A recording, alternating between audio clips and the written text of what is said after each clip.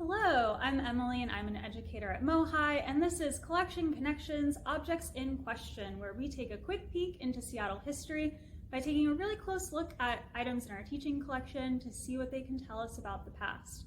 Today, we're going to be exploring railroads and early Washington history, and these are our objects. But first, let's have a think.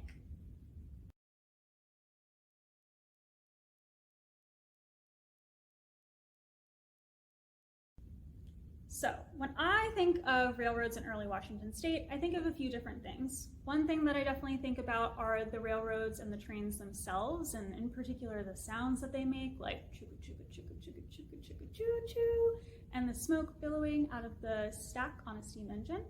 And I also think about how important railroads were to growth in settlement and industry in early Washington state.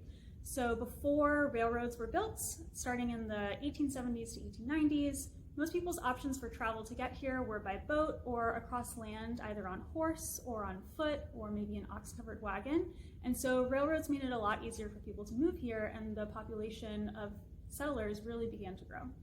And then a lot of the early Washington industries were also extractive, meaning they took natural resources from the earth in order to sell them as raw materials. And so these industries really relied on trains to transport their goods from one place to another in order to sell them. And I also think about the construction process of building these rail lines. So railroad companies would have been buying up a lot of land and hiring people to clear that land, and also hiring people to build the rail lines. And a lot of that work was done by Chinese immigrants who were kind of coerced into taking lower pay and more dangerous jobs because those were some of the few jobs that were available to them. So those are some of the things that I think about when I think about railroads in early Washington history.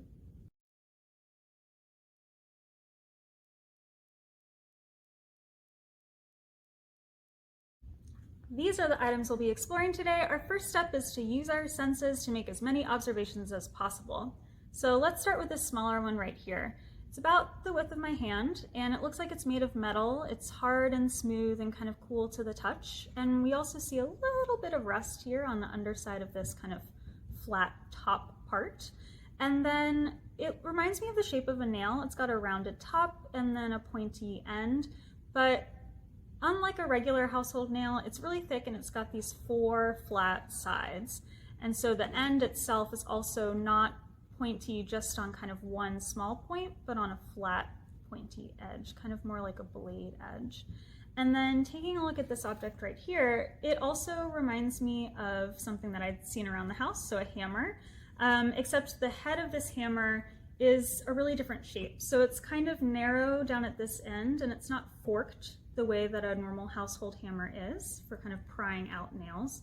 And then this end over here is round, and it's got kind of this faceted or kind of jewel-like sides that are sort of flat to make a round shape. And it looks really smooth and worn on this end over here. And then the handle of this hammer is wood, and it's pretty smooth. It's nice and clean too. And it's really long. It's about it's longer than my arm, so it's a really long hammer handle. And then just kind of picking it up, oh my goodness, this end over here, the head of the hammer, the metal part, is a lot heavier than this other end. So I can kind of pick up this end of the hammer with one finger, but I definitely need my whole hand in order to pick this end up. So the weight is, it's light on one end, but really heavy on the other, which is interesting. So these definitely remind me of a hammer and a nail, but they're much bigger than what I'm used to and kind of different shapes as well. Since we're thinking about railroads are pretty big. I would assume that this is used to build something pretty big for railroads as well. Look at that. So this 1885 photo shows a group of Northern Pacific Railroad construction workers standing in front of a locomotive at a crossing on the Green River that they just completed. And if we look closely at the photo, we can see lots of lumber lying down below the crossing. There's also some lumber standing in front of the locomotive, kind of resting on the side. And then we also see down towards the ground a really large hammer, pretty similar to the one that we've been looking at. And as we look down towards the tracks themselves, we can see that the rails that the train travels on are on top of wooden beams going across and underneath called ties. The ties keep the rails at the correct gauge or distance and also support them.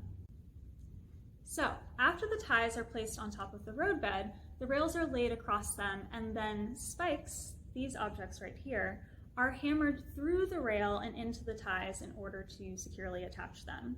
The people who would do this work were called spikers, and they would stand on opposite sides of the rail line, and they would use hammers or mauls like these in order to drive the spikes through the rails and into the ties. And they would stand on opposite sides like that, taking turns alternating blows in order to keep the rails straight and true. So, what do these objects tell us about railroads in early Washington State? One of the things that I definitely think they tell us is just how physically demanding this job could be. So taking a look at this photo, we can see even in this short segment just how many ties would have need to be laid down and how many spikes would have need to be driven through the rails. And we explored when looking at this maul that it was so heavy, and this really would have been a full body experience to lay these tracks down. I'm definitely really curious about some of the other construction jobs as well that would have been needed to kind of build these train lines, like blasting out tunnels or building the bridge that these tracks are laid on in this photo. And I'm really curious what people would have done for work after these rail lines were finished. What questions do you have? To explore some of your history questions or to explore our online collection, you can visit the MOHAI website. That's mohai.org, mohai.org. And you can also email us with future collection connections topic requests at education@mohai.org. Thanks for watching.